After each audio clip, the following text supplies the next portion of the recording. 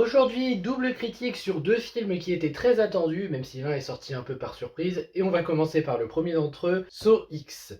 Pardon, Saw 10. Je vais pas dire Saw X parce que ça fait presque parodie de film porno. Vivre ou mourir, à vous de choisir.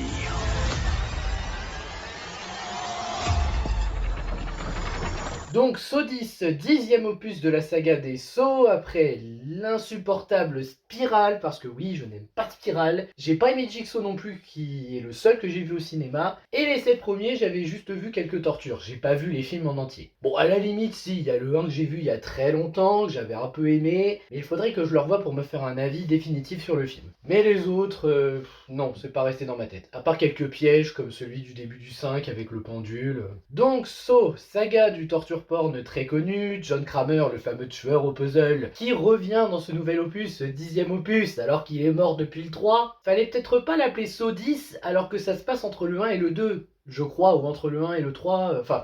En tout cas, c'est entre le 1 et le 3, c'est sûr. Bref, dans Saw 10, John Kramer est de retour, il est malade, il a une grosse tumeur au cerveau, je crois, si je me souviens bien. En tout cas, il a une maladie grave qui prend de plus en plus d'ampleur. Bref, dans Saw 10, John Kramer est malade, il n'a plus beaucoup de temps pour vivre, mais heureusement, il tombe sur des personnes qui sont capables de le sauver selon une vidéo qu'il a vue. Il décide d'y aller et d'investir sa fortune, mais en voulant les récompenser, il se rend compte qu'ils ont disparu et qu'il s'est fait arnaquer. Il va donc tenter de les retrouver et les faire payer en jouant à un jeu. Oui, alors concrètement, c'est Saw, basiquement, hein, c'est vraiment, oui, torture, etc. Voilà, parce qu'on sait que les fans de Saw, vous voulez voir surtout ça, les tortures prévues. Et faut reconnaître, de ce côté-là, j'ai trouvé les tortures plutôt réussies. Et c'est peut-être un des seuls aspects du film que je trouve réussi, parce que les tortures en elles-mêmes, c'est ce qui me faisait un peu peur, c'est de me dire, est-ce que c'est vraiment des tortures travaillées, de qualité, où ils payent vraiment ?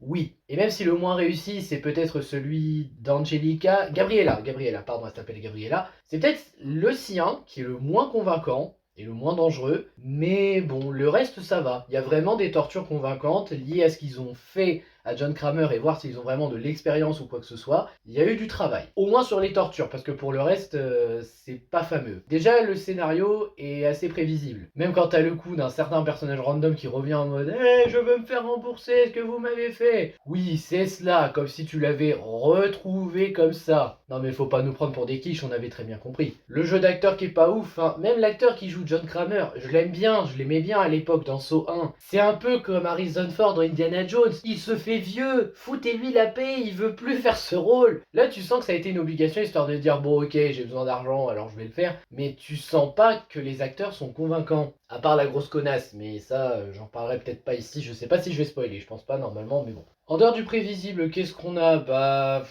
Il n'y a pas grand chose à en dire en fait. Ce Saw 10 fait partie pour moi des sauts oubliables. Alors, c'est toujours mieux que Spiral parce que ici John Kramer a une raison de vouloir se venger. Et non, je ne trouve pas qu'il a été tourné comme un justicier. Je pense qu'on dit ça surtout parce que le premier qu'il voit dont il imagine un piège... Oui bon là d'ailleurs je me permets un léger spoil mais rien de grave. Vous voyez le fameux piège de l'affiche, qui est en plus le meilleur piège du film, hein. C'est une illusion. Oui, malheureusement, ce n'est pas un véritable piège. Donc ceux qui se disaient « Cool, on va faire un piège bien fait comme ça à l'époque non. Et c'est dommage parce qu'on voit quand même le déroulé du piège et tout, mais quand tu vois que c'est juste une illusion, tu te dis merde. Mais c'est la seule séquence où tu peux te dire John Kramer est un justicier, parce que sinon, le coup de vouloir se venger parce qu'il s'est fait arnaquer, c'est pas forcément justifié et c'est un peu logique en fait. Bon après, celle qui se démarque un peu des autres, c'est Angelica, mais on voit venir, malgré son inquiétude envers les autres, que c'est une connasse. Parce qu'encore une fois, prévisible. D'ailleurs, l'attention, on n'y croit absolument pas, même quand John Kramer se fait retourner le piège contre lui, on n'y croit pas parce que...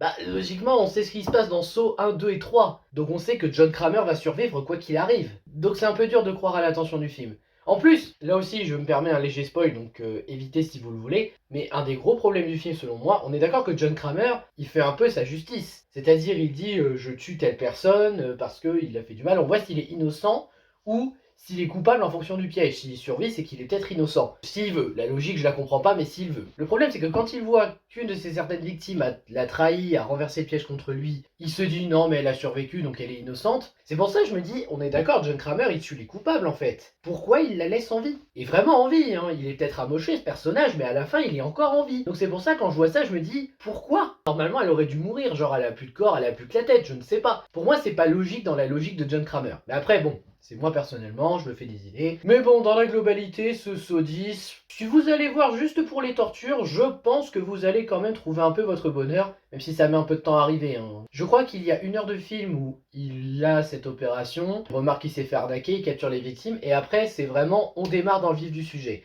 Donc, faut être patient. Mais au moins, voilà, John Kramer, ça donne déjà une valeur un peu plus sûre que Spiral et Jigsaw. Mais à côté, je peux pas nier non plus que le film est pas grandiose, quoi. Il se regarde, mais en vrai, je le mettrais dans la catégorie moyen. Il y a du bon, il y a du moins, peut mieux faire. Mais après, Saw, je pense que déjà, quand tu dis chapitre final pour un Saw, faut s'y tenir. Ou alors tu passes à des spin-offs. Est-ce qu'on doit vraiment continuer Saw? On a tous tourné la page sur Saw. Je dis pas que c'est une saga oubliée du cinéma maintenant, parce que bon, Jigsaw et Spiral ont ressuscité un peu le truc, mais ça aurait pas été mieux de juste passer à autre chose. On a même eu plusieurs tueurs dans la saga Saw, il me semble, donc ça serait bien de passer à autre chose. Après, c'est mon avis, encore une fois, je sais que les studios écouteront pas, et il est probable qu'ils aient prévu un Saw 11, 12 et 13. Et ben on saura peut-être qui est le tueur au puzzle, si c'est bien qui je pense à la fin de Saw 10 qui est en vie, mais bon, en vérité, je pense qu'il vaut mieux arrêter Saw tant qu'on le peut encore. Le film est regardable, peut-être pas le coup de le voir au ciné, mais bon, en dehors de ça, très moyen, quoi. Et encore une fois, je sais que je fais chier, mais quitte à voir un bon film d'horreur de cette année, je crois que je préfère Evil Dead Rise de très loin.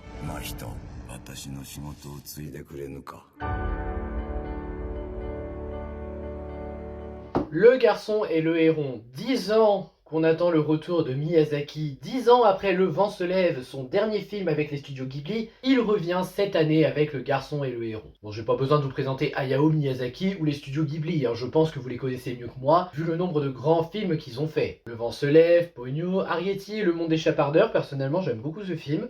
Princesse Mononoke, Si tu tends l'oreille, il y a eu tellement de films aimés des studios Ghibli qu'à chaque fois qu'ils sortent un film on est hypé. À part peut-être le dernier où c'était en 3D là. Mais bon, Hayao Miyazaki qui revient pour un nouveau Ghibli au cinéma. Mon premier Ghibli au cinéma pour ma part, c'est juste un plaisir. J'étais obligé d'aller le voir s'il était disponible. Et heureusement, il était disponible. Donc le garçon et le héron, nous y suivons l'histoire du petit Mahito qui a perdu sa mère dans un incendie en étant très jeune, qui maintenant doit s'habituer à sa nouvelle vie avec sa belle-mère, enfin sa nouvelle maman, pardon, son père qui a trouvé un autre travail dans un autre endroit, et le fait qu'il doit aller de l'avant tout simplement, accepter sa nouvelle famille, tout ça. Eh bien, on lui donne l'espoir à travers un héron assez étrange de sauver sa mère et il va décider de partir à l'aventure pour tenter de la sauver. Et que dire de ce Miyazaki? Eh bien, c'est beau, sincèrement, j'ai beaucoup aimé le film. Après, bon, on va être honnête aussi, c'est pas mon préféré. Princesse Mononoke, je pense, restera mon préféré. Et c'est pas non plus le meilleur Ghibli, je pense qu'on a largement mieux. Cependant, c'est un très bon Ghibli. Et je trouve même qu'il y a quelques messages à retenir de ce film, mais ça on en parlera après. Qu'est-ce qu'on peut dire de bien sur ce film? L'animation est superbe, les personnages sont très intéressants. Enfin, les principaux. Mahito, la fille du feu dont j'ai oublié le nom et je m'en excuse parce que je retiens pas les noms tout de suite avec les films japonais. Sa belle-mère qui est assez attachante dans sa personnalité, qui fait de son mieux pour se faire accepter par Mahito tout en essayant d'être une bonne mère aimante. Son père qui est très pris par le travail mais assez attachant, on sent qu'il aime son enfant. Enfin voilà, je trouve réellement qu'il y a de très bonnes idées à garder dans le film.